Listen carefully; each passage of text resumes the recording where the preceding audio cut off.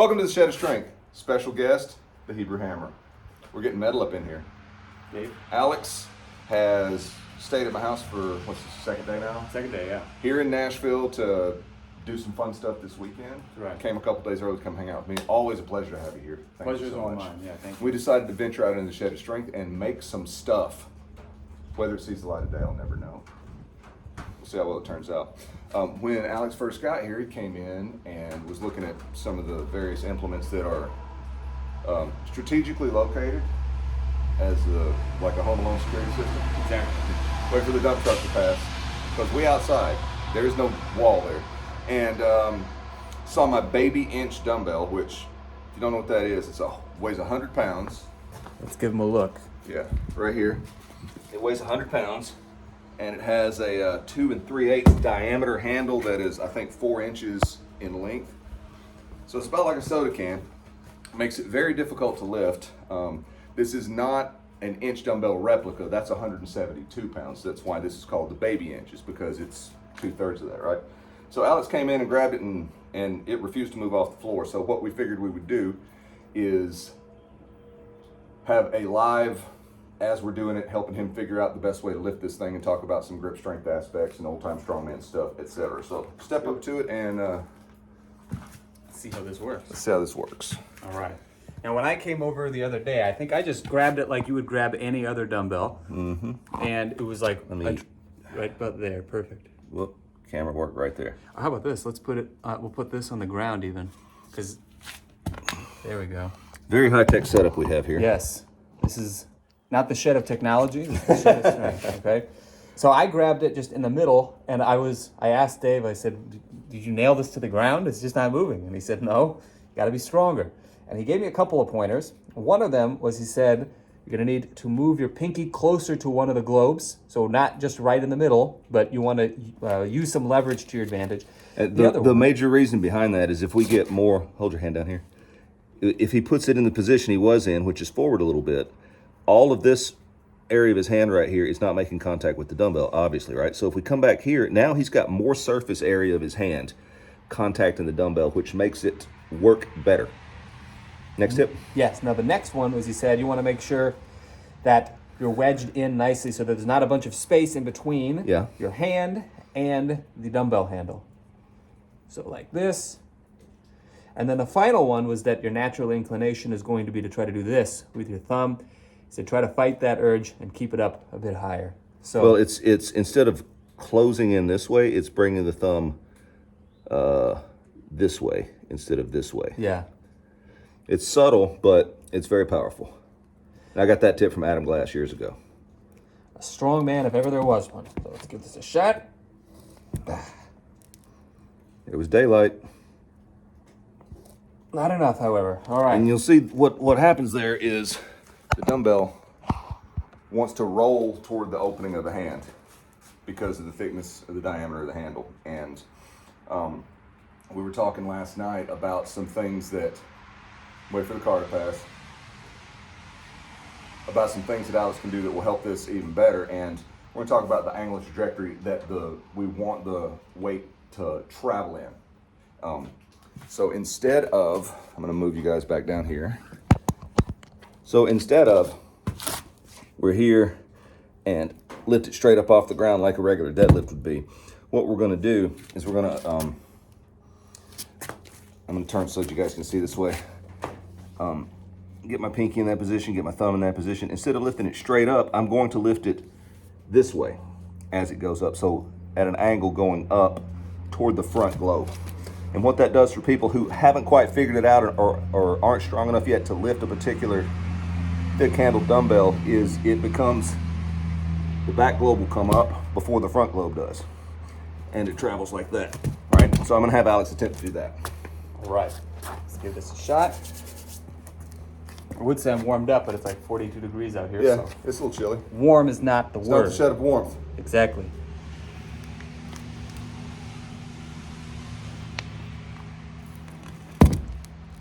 Much better. Good. All right, so the next tip I'm gonna give Alex, This is a fixed weight, so I'm not able to make it any lighter. So we have to use the idea, the principle of manipulating the leverage to make something easier, or using the laws of physics to work to our advantage. So because it wants to roll out of the hand this way, what I'm going to have Alex do is take his finger and put it on the back globe, just enough to stop that rotation. He's never heard this information before either. Oh, this is brand so new. you can put it on the back globe. You can put it on the handle as well. I'm not going under to lift up. I'm simply stopping rotation. So let's try it on the back globe first and see what happens. All right.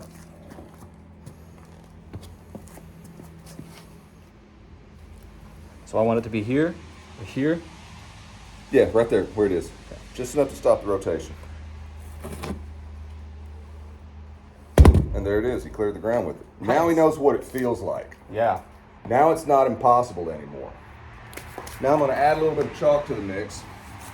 So I'm just going to draw on here with some chalk, because it is, Alex is right, it's chilly here. It's also been raining all night. It's quite humid out here in the shed. So we're going to get him good and chalked up to take care of any of that sort of stuff. Attempt it again, this time without stopping the rotation. So no finger. No finger. Okay. All hand, no finger.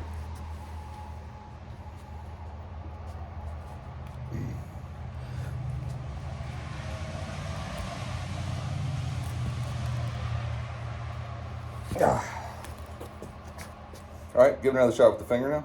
Okay. That's what she said. Yes, she did. And there you go, right? Nice. All right. That rotation is a big one. It really is. That's what keeps it on the ground for most people. Yeah. So I'm gonna let Alex rest a little bit. The next thing I'm gonna have him do is lift it the same way that you just did, except when you get it off the ground, we're gonna remove that other finger and just see how long you can keep it there, right? And I don't care like position otherwise like that, so you don't have to keep it clear of your body. It will be easier if you touch your leg with it for the same reason. We'll stop the rotation. But just gonna come in, you can front globe, back globe, whatever. Touch it, stop the rotation, and then once you get it off the ground, let's just see if you can hold it. And if you're not, just let it drop. Make sure your toesies are out of the way. Sweet. Because as we used to say back in the day, quick feet are happy feet. Ain't that the truth? All right, so getting his grip in. Remember the thing with the thumb, stopping rotation, getting it off the ground. Now just hold on to it.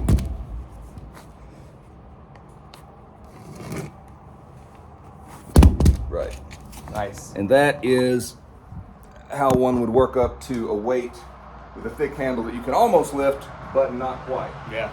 Keep in mind, every rep that you've seen him do is all the reps he's ever done with this, with the exception of 2 Yeah. prior to this. And the bell didn't do anything on those. So that's good stuff right there. Very good stuff. How'd it feel? It felt awesome. One of the things that I think is especially cool about this is that if you're watching very closely, you'll see that there are a lot of parallels with the kind of training that we do with kettlebells as well as with calisthenics, but the tactics are different. And so when you see it, you think this is a brand new, magical, whole new world sort of a thing.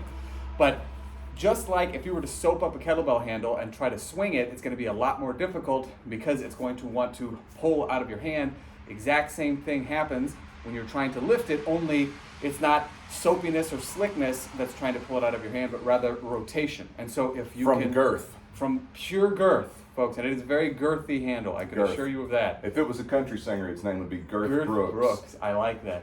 We've been making puns like the whole time I've been here, so if there's one thing we're warmed up with, it's plays on words, and Girth Brooks is a very, very good one. Indeed. So, final thing to point out is that a lot of times it is the tactics that are going to help you to implement the strategies and principles that make up all different types of strength training. So even though the principles are the exact same between kettlebell training, calisthenics, barbell, as well as old-time strongman and grip work, strategies are going to change, the tactics are going to change, and learning these new things are what can help you to open up a brand new world of strength, even in your favorite kettlebell and bodyweight movements. I like to think about it in terms of vocabulary, right? We have a limited number of letters. Those would be the principles that we're applying and doing whatever physical movement or strength endeavor that we got. How we arrange those letters creates different words, and how we arrange those words creates different meaning or different outcome of storytelling, right? So the objective here is to pick up the damn kettlebell or dumbbell, right? The principles involved, of course, have to do with understanding how to apply the force, the vectors that the weight travels in, so that it's the easiest path of resistance. There's a lot of glorification of take the path of most resistance, but if we were taking the path of most resistance, we would have to pack this and walk and carry it to each individual person's house and demonstrate it to their house. That's the path of most resistance. So don't buy into the path of most resistance, buy into the path of most effectiveness. And the most effective way to do this is to work with the physics of it rather than against it. That was a complete and total tangent that I wasn't expecting to come out of me, but it did. And it was good. Thank you. Because this is exactly the kind of a thing, principle-wise, where a lot of people go wrong because they think, how can I make this as difficult as possible, as opposed to how can I make this as effective or productive as possible? And difficulty does not necessarily equal productivity. Sometimes they meet, but it's not a guarantee that just because something is hard, that means it's also going to have any carryover into what you're trying to accomplish. That's what she said. Bingo. And like, if I want to make this as difficult as possible, as soon as Alex grabs the weight, I just smack him with his chain. That'd make it harder, wouldn't it? He'd probably hit me anywhere, and that would make it harder. And it would not make it a least bit more productive. So, to rest it up a little bit, let's run through the checklist of what we've covered so far. You're going to grab the handle, get as much surface area on the heel of the hand as you can. When you, I forget what the name of that motion is, but when you close the grip in, instead of thinking of doing the thumb this way and making a circle, think of, actually this is probably a better illustration of it. Thumb and middle finger touching, that may not be where it is in your actual position, but for the demonstration here, that's what I'm doing. And then the thumb will attempt to come in that way, so that all of this side of the thumb, along with the normal part that you would grip with, is contacting the handle. We're gonna stop rotation, stand up, hold it for a second, and let it drop. Nice. All right. Go, Alex, go. Well, don't go until I put this down. There we go. There we go. All right. So, grip. Hanging on to this part of the bell.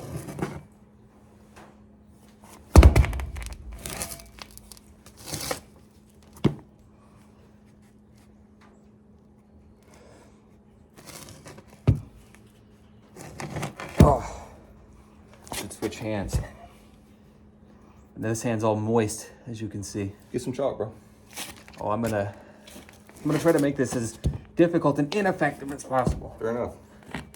Actually, Let me know I how will that works use some out. chalk. Yeah, exactly. To the chalk bucket. Another thing I'd like to point out is that I've worked up to tearing a whole deck of cards on a number of occasions, and this is still quite a challenge. So what's cool about grip training is that specificity really does matter, and it helps to have some specific practice in the thing that you're trying to get better at. There is such a thing as carryover, 100%, but just like with anything else, you know, if all you did was swing a kettlebell, you'd get really good at swings, and maybe it'd have some carryover into stuff like cleans and snatches and stuff like that. But over the long run, you're going to need to actually practice the thing you want to get good at. There's no difference with grip training. So, Nice. first time ever even attempting it with the left hand. Let's go for one more. There we go. There we go. Awesome. How'd that feel? Oh, great. Small tips can make a big difference, which is not what she said, actually. This is what he insisted. But the big thing to take away from here is, in addition to all of these pointers and insights and strategies to help make the bell more, we'll say, more effective, or the approach more effective and the bell easier to lift, what's really, really important is having somebody who has the experience and the coaching capacity to be able to walk you through it. So, speaking of which, let's now take a look at the coach himself as he hoists this bad boy.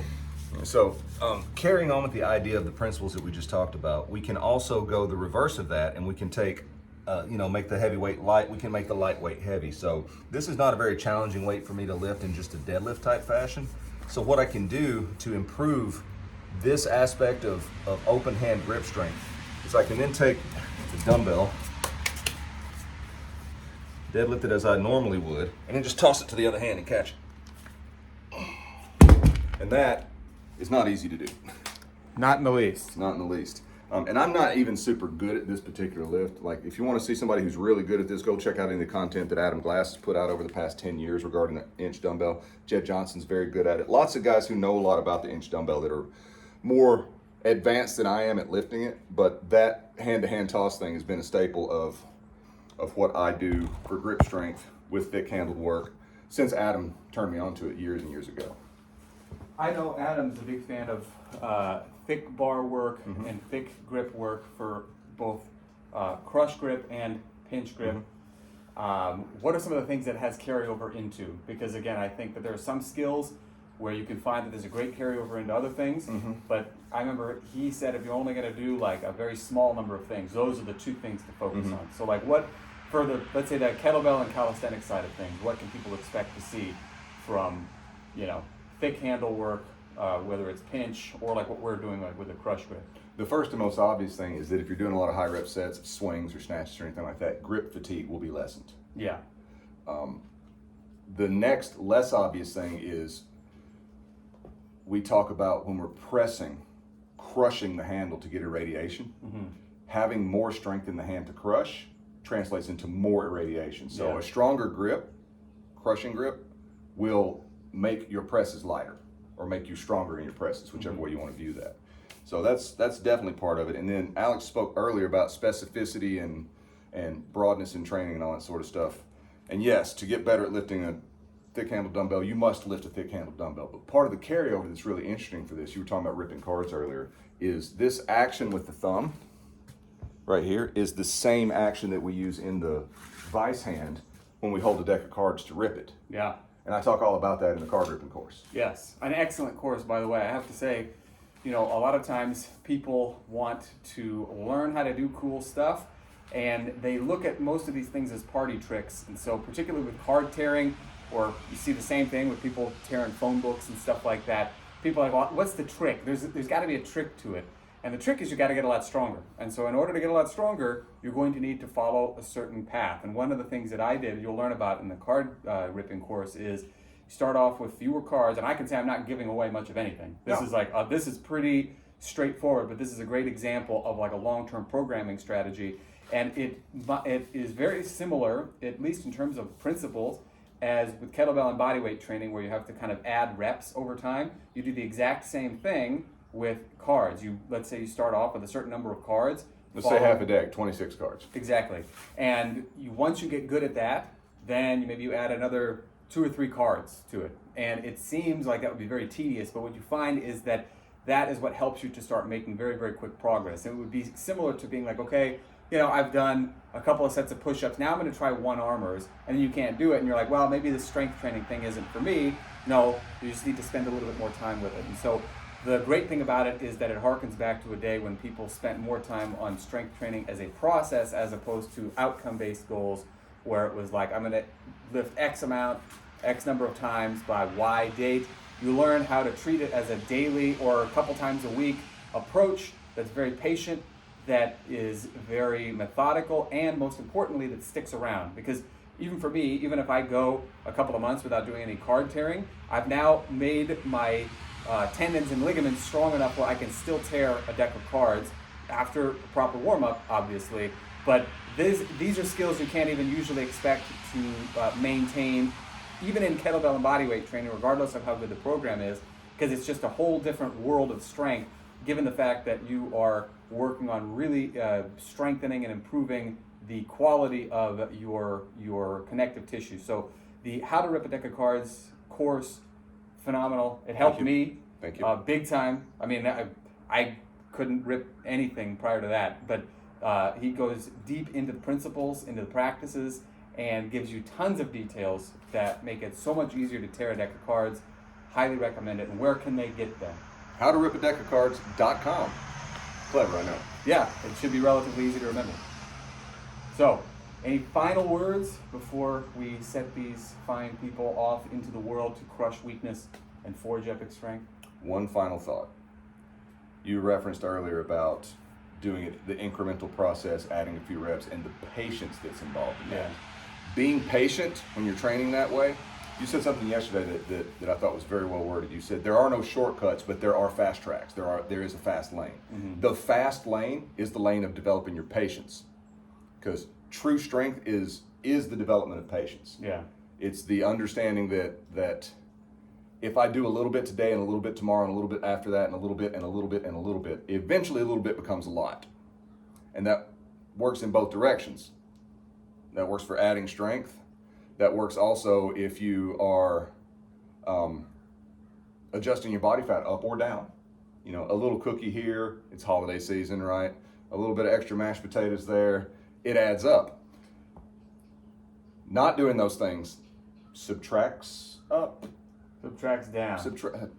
I just blew my own mind. Yeah. But that's the point. It's the patience, it's the persistence, and it's the consistency that yield the gains. Not just in lifting an inch dumbbell, ripping a deck of cards, because that's very easy, very tangible, very visceral to observe and to experience, but also with everything else. Absolutely. With everything else. So there you go. From that, I would say, folks, go ye forth and rock. As always, have fun and happy training.